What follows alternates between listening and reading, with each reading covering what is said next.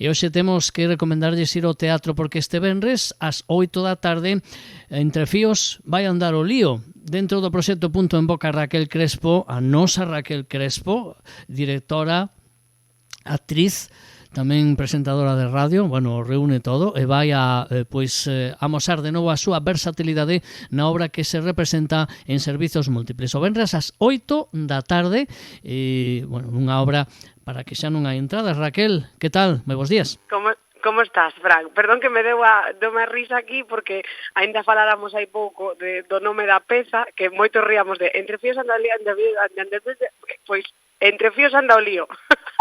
Vaya lío, ¿no? Vaya lío. Vaya lío ten este nome, vaya lío. Pois sí, estamos aquí en servicio. De feito, agora mesmo non podo estar aí contigo, pese a que me encanta, ainda, bueno, encanto chamaches, a verdade, como que algo físico, non de enerxía, foi como, que guai. Hai un ano que faláramos por primeira vez desta peza por teléfono, lembro indo para Vigo eu que ti me chamaras, e de repente agora chamas e como que se me viu toda a cabeza a dicir, xa pasou un ano, e mira que grande está sendo todo o proxecto, agora traballo contigo aí, unha vez a semana, a ilusión, non? De pensar que, bueno, que incluso a nosa relación é maior, non? Que cada semana pois seguimos conectando teatro, costura bueno, cultura, oficios, que bonito, non? Bueno, decías esa perspectiva, como cambia de hai un ano para agora, porque ademais entre peito e espalda e polo medio 28 representacións da obra por toda Galicia. O digo ben, 28, non? Sí, 28. Tal vez, mira, de feito, ian ser 29, pero, no, perdón, foron 30.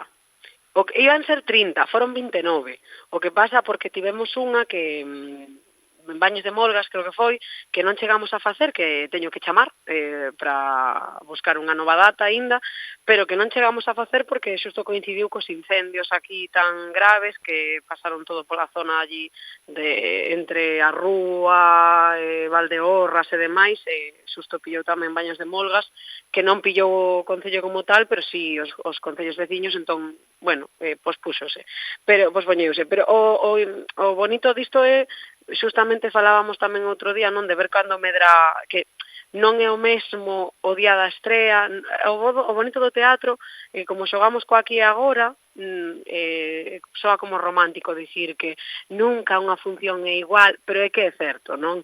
Mais cando un proxecto é teu que permites eres o teu propio xefe, como dicimos na peza, son a miña propia xefa, e igual que tomamos a decisión de fijar, pactar e repetir sempre igual, tamén permitímonos o luxo de poder pois testar cousas novas, xogar dun xeito diferente co público, decidir se quitar unha cousa a poñer outra, e sen medo a que a única represalia será que esa noite tal vez non durmas pensando que foi unha mala idea.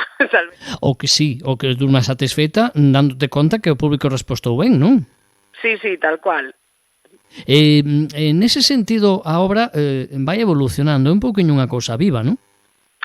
Sí, totalmente. De feito, a min gustame pensar que agora mesmo estou mirando a escenografía. Estou sentada no patio de butacas de aquí, de Servicios Múltiples, mirando para a escenografía, e non gustame pensar que ao final a peza ten rodas, literalmente, un carromato cunha bici con rodas, que aínda que por tema de saúde, pola miña parte como actriz, que o carro ten que ir amarrado e as rodas todas amarradas para eu non morrer, depende do lugar.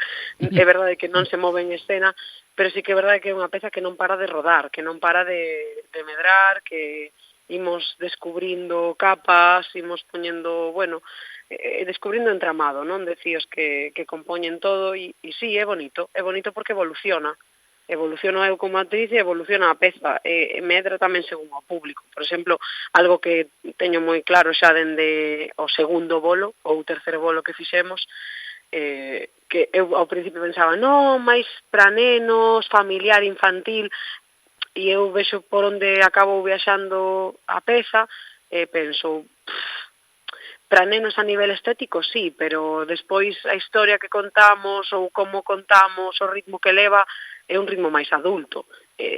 Tamén permitir que viaxe a iso, bueno, foi un traballo, non? Aceptar que non é algo para nenos e, mira, non pasa nada. O sea, pode ter funcionar moi ben para adultos. Bueno, non sei, así. Bueno, esta é a cara visible, a parte tamén pues, da cara audible que os programas na radio, pero este proxecto é moi grande. Non moi grande, non me refiro que é moi grande sino que o converteches en moi grande. É un proxecto, é un reto, non? Sí, o sea, sí, a verdade é que sí. Mira, falaba outro día, non me lembro con quen foi. Bueno, con moita xente falo disto. Sempre dicimos, a ver, ao final o teatro non é unha operación a corazón aberto, aí, sabes, non estamos... Pero, jova, o entretemento, a cultura é moi importante, non? E facer, poder, se collemos o teatro como arte, a arte como comunicación, a nosa labor é crear e comunicar a un público a través da mensaxe na linguaxe que a nos interesa. Entón, igual que hai que quitarlle peso para non ser egocéntricos e pensar que por ser teatreiros somos o centro do mundo, porque iso non é así, tamén hai que darlle valor e importancia ao que temos. E creo que con este proxecto, eu ás veces, neste síndrome de impostor onde vivo, machacome moito de teño que facer máis, pero tamén fago un tipo de meditación, por decirlo de alguna maneira, de aprender a mirar para atrás e dicir, é que justamente se te esqueces do ego, de que se te das conta de que isto non vai de ti, abrirás os ollos para darte conta de que chegou a moita xente, de que está a chegar, de que non para de medrar en todos os sentidos, porque non só é o teatro, non? É que mesmo coa radio, o que estamos a facernos ali na sección de poder recoller a xente, ainda hai pouco unha chica que vai estar con nos, que fai bonecas, estará con nos nun dos programas, dicía, que bonito ter un espazo onde escoiten máis, escoiten menos, permítese dar voz, non? A oficios como este, que ao final pertencen a nicho, non? Son de nicho. Nos seus 1000 seguidores, non todos poden mercar, pero de repente abres unha ventá, mira, polo menos sabes que está aquí, non? E falamos disto, que non quede no esquecemento, que é importante, creo eu. Entón, bueno, non paro de falar, Fran? De feito, o que estás a comentar agora precisamente nese senso iba a miña pregunta anterior, non? Que o proxecto naceu case dun estudio sociolóxico, non? Sí, a ver, máis ben un estudio... Sí, sociolóxico, sí que pode ser. O antropolóxico, decía, a pervivencia dos oficios e a súa relación coas artes, non? Sí, sobre todo, mira, eu creo que realmente mira, a parte da miña nai, do feito de querer falar do oficio como herdanza e todo isto, xurdiu a parte dun comentario destas conversas que a mí me encanta ter, onde non estamos de acordo as persoas, pero chegamos a puntos en comuns, non? Que me encantame ese tipo de conversas porque non todos temos que pensar igual, é o bonito, senón non habería variedade. Nunha destas conversas, unha persoa díxome que a costura era un oficio super machista.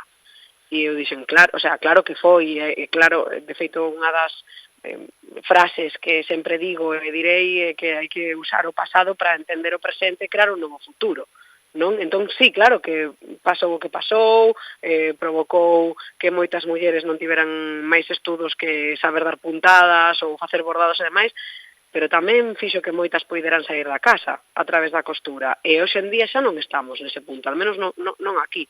Non? Entón, claro, a min, despois dese comentario, foi como, pero eu non me sinto pechada, non me sinto oprimida no meu taller cosendo. Ao contrario, sinto moitísima liberdade, sinto que fago as miñas propias prendas, que son a miña propia xefa, que podo decidir, evidentemente hai cousas, ser autónomo agora mesmo aquí é complicado e demais, pero esta liberdade de ser creativo, non? De que ti tes o poder de facer algo tangible, estudar, probar, e despois vivimos unha cousa fermosa nun dos talleres dos de Punto en Boca, que foi un taller colaborativo destos de bordado en prendas bellas, trae o teu xersei e imos bordar en riba do teu xersei, non? Como innovar frente a algo que poderíamos dicir que está pasado de moda e de repente reconstruílo, non? De construir este xersei coas nosas propias mans. E foi super bonito, porque de repente éramos 40 tías, porque a verdade iso é certo, apuntáronse, son mulleres neste taller, outros sí que tivemos máis variedade, pero aquí éramos 40 persoas de diferentes idades, ata había un bebé, sabes? O bebé evidentemente non era consciente, pero de repente creouse este rollo de comunidade, de estamos cosendo, falando da vida, rindo e tal, e pensas, isto é a costura, pero isto podría ser perfectamente pintura, podría ser yoga. Entón aí é cando pensas, non é tanto o oficio, senón a falta de comunicación e a necesidade de comunicarse. E, pois, nos comunicamos a través de oficio. Entón, creo que é maravilloso. O sea, non sei, digo, dende a miña perspectiva, entendelo así, e o teatro, ao final, é unha canle máis para comunicar, que é a miña, neste caso.